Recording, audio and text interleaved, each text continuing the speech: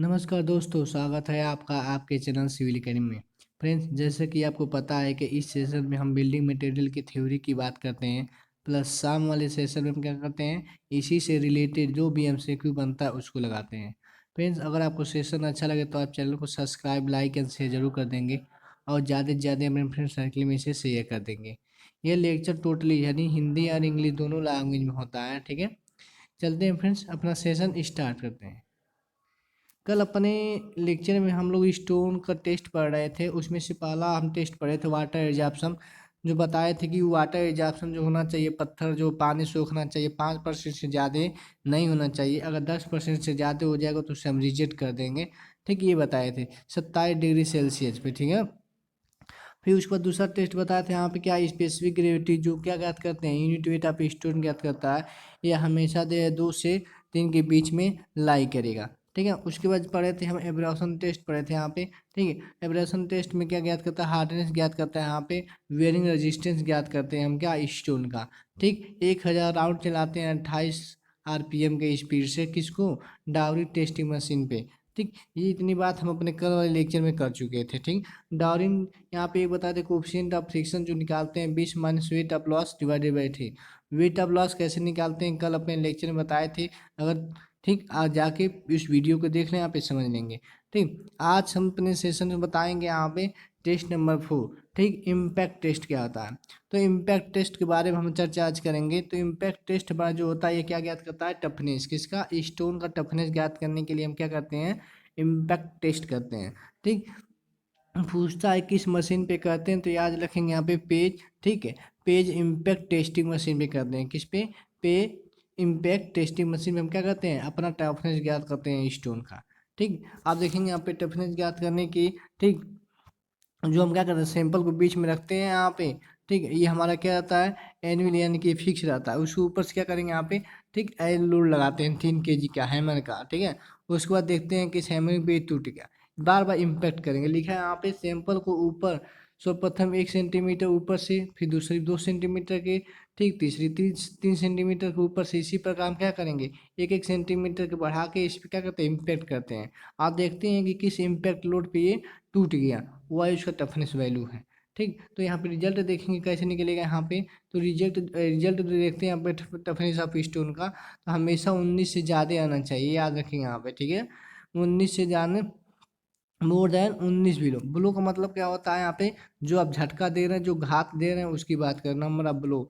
ठीक, यहाँ पे मीडियम अगर टफनेस है तो मीडियम टफनेस के लिए जो 16 से 17 के बीच में लाई करनी चाहिए यहाँ पे।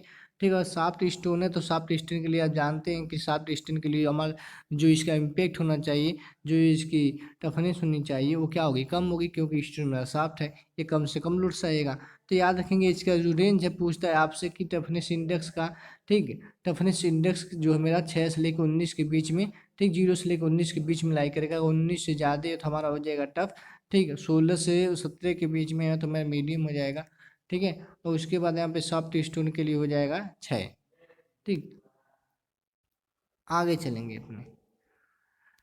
अब देखेंगे नेक्स्ट टेस्ट हमारा जो है एट्रेशन टेस्ट है। ठीक, ये कौन सा टेस्ट होता है, इसके द्वारा हम क्या करते हैं, स्टोन की हार्डनेस, टफनेस और रेट ऑफ वियरिंग, ये इंपॉर्टेंट है। यहाँ पे पूछ देता है डायरेक्ट स्टोन की रेट ऑफ वियरिंग ज्ञात करने के लिए हम कौन सा टेस्ट करते हैं, तो डायरेक्ट बताएंगे एट्रेशन टेस्ट करते हैं। ठीक, एट्रेशन किस मशीन से करते हैं, तो याद रखेंगे डेवल टेस्टिंग मशीन से करते हैं। इंपॉर्टेंट क्वेश्चन है यहाँ पे।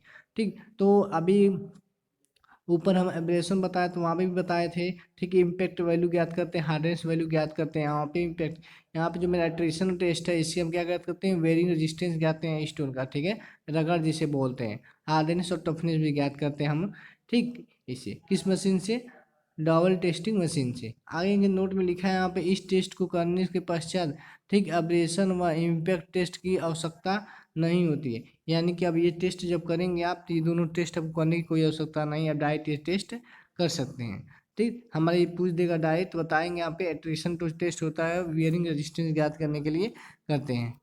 चलेंगे नेक्स्ट देखेंगे क्रशिंग स्ट्रेंथ क्या होता है। क्रशिंग स्ट्रेंथ का मतलब क्या होता है यहाँ पे, ठीक, जो भी हमारा स्टोन है उसकी क्या ज्ञात करना है आपको, उसका ज्ञात करना है कि कितना उसकी स्ट्रेंथ है। ठीक, अगर उसकी स्ट्रेंथ ज्ञात करनी है आपको कि उसकी कितनी स्ट्रेंथ है, कौन सी, क्रशिंग स्ट्रेंथ, जिसे हम क्रश बोलते हैं। ठीक, तो क्रशिंग कंप्रेसिव स्ट्रेंथ ज्ञात करते हैं किस टेस्ट से, क्रशिंग स्ट्रेंथ टेस्ट है। ठीक, तो पूछेगा यहाँ पे आप बताएं किस मशीन पे याद करते हैं, तो याद रखेंगे क्रशिंग टेस्टिंग, ठीक, मशीन पे, क्रशिंग स्ट्रेंथ टेस्टिंग मशीन पे हम क्या करते हैं, क्रशिंग स्ट्रेंथ आप स्टोन याद करते हैं। आप देखेंगे यहाँ पे 3 टॉपिक लिखा है, इंपॉर्टेंट है यहाँ पे कि साइज आप क्यूब बोल देगा कि जो आप क्रशिंग याद करते हैं तो जो क्यूब बनाते हैं उसकी साइज कितनी होनी चाहिए, 50x50x50 mm की। ठीक, अब मिनिमम नंबर ऑफ क्यूब होना चाहिए 3, मैक्सिमम होना चाहिए 6, याद रखेंगे। रेट ऑफ लोडिंग जो होता है 140 kg पर सेंटीमीटर। ठीक, यानी कि 140 kg लगाएंगे पर सेंटीमीटर पर मिनट की, यानी कि 1 मिनट में 140 किलो, ठीक, 140 kg पर सेंटीमीटर लोड लगा देंगे 1 मिनट में, ठीक है, इस स्टोन पे। ठीक, जिसकी साइज 50x50x50 सेंटीमीटर। 3 सैंपलिंग को मिनिमम तैयार करेंगे, मैक्सिमम 6 सैंपलिंग को, तो हमारा क्रशिंग स्टोन हो गया। तो ये बोलता है आपसे, ये बताइए गुड स्टोन के लिए हमारा क्रशिंग स्ट्रेंथ कितना होना चाहिए, तो याद रखेंगे गुड स्टोन के लिए हमारा जो क्रशिंग स्ट्रेंथ होता है कितना होता है, 1000 kg होना चाहिए पर सेंटीमीटर। ये इंपॉर्टेंट क्वेश्चन है, ठीक, आएगा आपसे। ठीक, 1000 बोलेंगे या 100 न्यूटन प्रति mm स्क्वायर बोलेंगे इसी को, या इसी को 100 MPa बोलेंगे। तो याद रखेंगे यहाँ पे, ठीक है, हमारा जो गुड बिल्डिंग है, गुड बिल्डिंग स्टोन है, उसका मिनिमम जो स्ट्रेंथ देखने को मिलेगा वो 1000 kg पर सेंटीमीटर स्क्वायर देखने को मिलेगा। नोट नंबर 2 देखेंगे, strength of oven dry sample is always greater than strength of water saturated sample. ठीक, और यहाँ पे ओवन में जो सुखाए हुए आप स्टोन है, ठीक है, उसकी हमेशा ज़्यादा होती है किससे, जो आप जिस स्टोन में नमी है उस स्टोन से। तो याद रखेंगे यहाँ पे ओवन वाला जो होता है इसकी स्ट्रेंथ ज़्यादा होती है किससे, वाटर वाले स्टोन से। तो हो जाएगा यहाँ पे करेक्ट ये।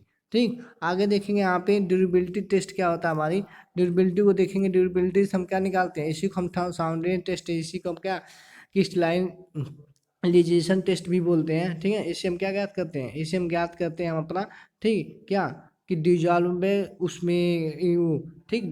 तो देखेंगे यहाँ पे इसके लिए हम 3 टेस्ट करते हैं, Smith test, Brad test, acid test. तो सबसे पहले देखेंगे ड्यूरेबिलिटी टेस्ट क्या होता है। तो ड्यूरेबिलिटी टेस्ट के बारे में अगर चर्चा करेंगे तो याद रखेंगे यहाँ पे जो ड्यूरेबिलिटी टेस्ट होता है ये क्या बताता है, ये बताता है, ठीक है, इसकी ये जो है इसमें मौसम का या इन्वायरमेंट का कितना इफेक्ट पड़ेगा उससे रजिस्ट करने के लिए ड्यूरेबिलिटी टेस्ट करते हैं। ठीक है, तो देखेंगे रेजिस्टेंस आप, ठीक ना, disintegration and decomposition of stone, stone का जो डिकम्पोजिशन है यानी कि इन्वायरमेंट का इफेक्ट पड़ेगा कितना अधिक, मतलब कितना समय तक चलेगा। ठीक है, ये सबको हम चेक करने के लिए हम ड्यूरेबिलिटी टेस्ट करते हैं। तो ड्यूरेबिलिटी टेस्ट कैसे करते हैं, यहाँ पे सैंपल को 14% क्या करते हैं, ठीक, सोडियम सल्फेट में, ठीक है, 16 से 18 आवर के लिए डाल देते हैं। तो किस वाले सैंपल में डायरेक्ट आपसे पूछेगा, ये बताइए सैंपल को, ठीक है, सैंपल को हम किस केमिकल में डालते हैं, तो सोडियम सल्फेट में। कितने घंटे के लिए, 16 से 18 घंटे के लिए सोडियम सल्फेट में डाल देंगे।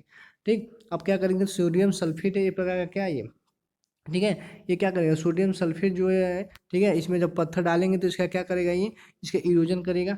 इरोजन का मतलब क्या है, इसका कुछ ना कुछ क्षरण करेगा। ठीक, कौन, सोडियम सल्फेट, और उसकी वजह से कुछ ना कुछ आपको लास्ट देखने को मिलेगा। ठीक, अब देखेंगे यह प्रक्रिया 30 बार दोहरानी चाहिए। ठीक, जब एक प्रक्रिया 30 बार करेंगे तो आप यहाँ डायरेक्ट फार्मूले से निकाल लेंगे। ठीक, स्टार्टिंग में जो स्टोन का वेट लिए थे, ठीक, उसका कुछ अलग होगा, लेकिन जैसे ये 30 बार प्रोसेस करेंगे, आप सोडियम सल्फेट में बार बार डालेंगे तो कुछ ना कुछ वेट में आपको कमी मिलेगी। ठीक, तो उस वेट को हम मानिए W2। ठीक, यहाँ से निकाल लेंगे हमारा कि लॉस ऑफ वेट कितना हुआ। तो W1 स्टार्टिंग में कितना था, मान लीजिए एग्जाम्पल में लेते हैं, अगर मेरे स्टार्टिंग में 20 था, ये 30 बार प्रोसेस करने के बाद, ठीक, हमको देखने लगा कितना, 5 का। ठीक, अगर 30 ग्राम का कोई स्टूल लिया था, 30 बार उसे हम क्या किया, सोडियम सल्फेट में डाला, तो उसका वेट हमें कितना देखने मिलेगा, 15 ग्राम। तो कहेंगे सर W1 में से W2 को माइनस करेंगे, बचेगा क्या, 5 डिवाइड बाई W1 कितना स्टार्टिंग में था, 20 इंटू 100 कर देंगे तो आपको पता चल जाएगा कितना लॉस हुआ। ठीक, 5 चौको हो जाएगा 20 या 25% आपको लॉस देखने को मिलेगा। ठीक, ऐसे निकालते हैं यहाँ पे क्या हम, ठीक, ड्यूरेबिलिटी टेस्ट करते हैं। ड्यूरेबिलिटी टेस्ट में पहला हमारा आता है स्मिथ टेस्ट। ठीक है, इस टेस्ट में हम क्या करते हैं, प्रेजेंट ऑफ सोडियम इम्प्यूरिटी, ठीक, ठीक है, presence of sodium, sorry soluble impurity, sorry, ठीक है, इम्प्यूरिटी को चेक करने के लिए हम क्या करते हैं, यहाँ पे इस टेस्ट को करते हैं, किस टेस्ट को, स्मिथ टेस्ट को। ठीक है, तो कभी भी आपको स्टोन में अगर इम्प्यूरिटी चेक करनी है तो उसके लिए हम कौन सा टेस्ट करेंगे, डायरेक्ट पूछेगा तो बताएंगे स्मिथ टेस्ट। ठीक, इस टेस्ट में स्टोन की ड्यूरेबिलिटी गंधलापन के आधार पर व्यक्त किया जाता है। अब दूसरा देखेंगे ब्रॉड टेस्ट क्या होता है, ये जो होता है फास्ट रेजिस्टेंस, यानी कि जो हमारा वो अब ठंडी में जो होता है ना, वहाँ पे जो उले उले पड़ते हैं उसको चेक करने के लिए हो गया। ठीक, एसिड टेस्ट का मतलब हो गया वाटर रेजिस्टेंस चेक करेंगे यहाँ पे कि वेदर से कितना रेजिस्टेंस, किससे, वेदर से कितना रेजिस्टेंस है, यानी कि वेदरिंग जो हमारा इन्वायरमेंट है उससे कितना इफेक्ट डाल रहा है, तो उसके लिए हम एसिड टेस्ट करते हैं। इस टेस्ट करते कैसे हैं, 100 ग्राम क्या लेंगे, स्टोन लेंगे, स्टोन का क्या लेंगे, चिप लेंगे, मार्बल जैसे स्टोन को छोटे छोटे भागों में तोड़ देंगे, इसे चिप बोलते हैं। तो क्या करेंगे, स्टोन का 100 ग्राम चिप लेंगे, यहाँ पे 5% क्या करेंगे, H2SO4 और HCl का घोल लेंगे, 3 दिन के उसी में डालकर छोड़ देंगे। ठीक, तो आप उसको देखेंगे तो कुछ ना कुछ इसमें इफेक्ट दिखाई देगा, नहीं दिखाई देगा, क्यों, क्योंकि हमने HCl में डाला, एसिड में डाला, और जैसे अपने एसिड में डालेंगे तो उसमें कुछ ना कुछ कमी दिखाई देगी। उसी को चेक करने के लिए हम क्या कर देंगे, एसिड टेस्ट करते हैं। ठीक, अब हम पढ़ेंगे आप क्या, सम कॉमन बिल्डिंग स्टोन, कुछ ऐसे स्टोन है, ठीक है। अभी तो हम सारे स्टोन लेक्चर नंबर फर्स्ट में पढ़ा कि स्टोन का क्लासिफिकेशन, तो उसमें विभिन्न प्रकार के स्टोन को हम पढ़ा। ठीक, तो वही आज हम पढ़ेंगे, एक एक इंडिविजुअल स्टोन के बारे में पढ़ेंगे कि अगर हमारी ग्रेनाइट होगा तो ग्रेनाइट की उसकी स्ट्रेंथ कितनी है, उसकी कहाँ यूज करेंगे, उसकी प्रॉपर्टी क्या है। ठीक, तो ये PDF हम टेलीग्राम चैनल पे प्रोवाइड कर देंगे प्लस, ठीक है, आप वहाँ से इसको स्टडी कर लेंगे। ठीक, उसी में बता देता हूँ, वहाँ पे ग्रेनाइट जो होता है, ग्रेनाइट की जो स्ट्रेंथ होती है वहाँ पे, ठीक, 650 यानी कि 770 से लेके 1300 kg पर सेंटीमीटर स्क्वायर के बीच मिलाई करता है ग्रेनाइट की स्ट्रेंथ, जिसकी प्रॉपर्टीज होती हैं, ठीक है। ये हमारी क्वार्ट्ज, फेल्डस्पार, माइका, इन तीनों से मिलकर बनती हैं ये। ठीक, क्रिस्टलाइन स्ट्रक्चर होता है, स्पेसिफिक ग्रेविटी हम बताए थे सबका जो है 2.6 से 2.9 के बीच में हिलाई करेगा।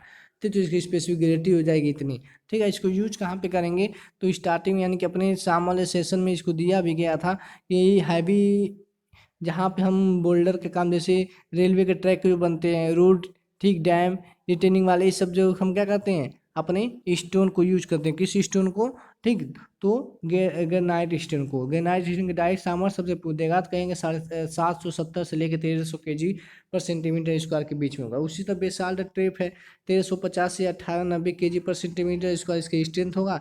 इसमें क्या क्या मिलकर बना होता है, ये फेल्सफार और पेरोक्सिलिन से मिलकर बना होता है, जिसका स्पेसिफिक ग्रेविटी होती है इतनी, 2.63 के बीच में लाई करेगी। सुटेबल किसके लिए, सुटेबल है मेरी रोड मेटल के लिए और कंक्रीट एग्रीगेट के लिए। ठीक है, ये हमारी है यूज इसमें चला जाएगा। ठीक, उसी तरह सैंड स्टोन है, सैंड स्टोन की जो स्ट्रेंथ होती है 650 kg पर सेंटीमीटर स्क्वायर होती है। इसमें क्वाड, ठीक है, मिलकर बना रहता है। यहाँ पे इसकी जो स्पेसिफिक ग्रेविटी रहेगी 2.6, ठीक, से लेकर 2.5 के बीच में लाई करेगी। और एस्लर मेसनरी, रूफिंग और मेंटल वर्क, ठीक है, ये सब जगह पे हम क्या करते हैं, अपने सैंडस्टोन का यूज करते हैं। और मेंटल वर्क का मतलब सजावटी का, ठीक है। यहाँ पे एस्लर होता है, एस्लर मेसनरी मतलब क्या होता है, एक एस्लर होता है, ठीक है, जब स्टोन के अच्छे हम एक शेप में डिवाइड कर देंगे उसी को एस्लर करते हैं। ठीक है, यहाँ पे तो ये PDF हम अपने टेलीग्राम चैनल पे प्रोवाइड कर देंगे, वहाँ पे इसको स्टडी कर लेंगे, अलग अलग पत्थरों का अलग अलग प्रॉपर्टी है, उसकी स्ट्रेंथ कितनी है। ठीक है, उसी तरह लाइम स्टोन, फिर उसी तरह लेटराइट, फिर उसी तरह क्वार्टजाइट है, फ्लेट है, मार्बल है। ठीक, सबको आप क्या करेंगे, स्टडी कर लेंगे। इसका यूज कहाँ पे करते हैं, डायरेक्ट आपसे पूछ देगा कि कौन सा पत्थर हम जो है और मेंटल के लिए यूज करेंगे। तो देखिए यहाँ पे मार्बल जो मेरा है, मार्बल को हम किस में यूज करते हैं, ऑर्नामेंटल वर्क के लिए, किस में, ऑर्नामेंटल वर्क के लिए। पूछ देगा DPC के केस में किसको यूज करते हैं, स्लेट को।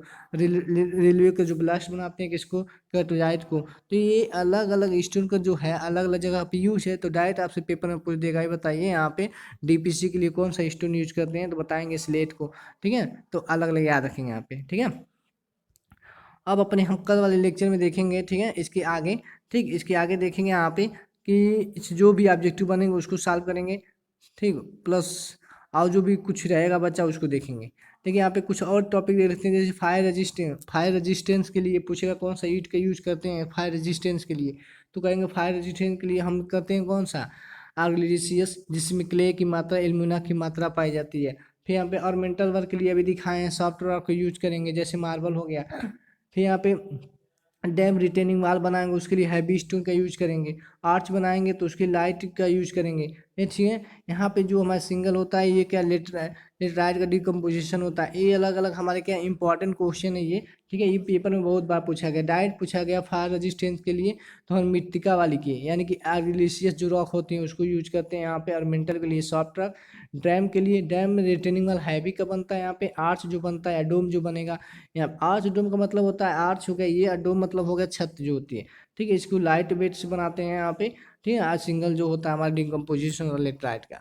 ठीक है, फ्रेंड्स अगर आपको सेशन अच्छा लगा हो तो चैनल को सब्सक्राइब जरूर कर लेंगे। ठीक है, हमको उम्मीद है कि सेशन आपको अच्छा लगा होगा, और अच्छा लगा होगा तो चैनल को सब्सक्राइब, लाइक एंड शेयर जरूर कर देंगे, और ज़्यादा से ज़्यादा अपने फ्रेंड्स सर्कल में से शेयर कर देंगे।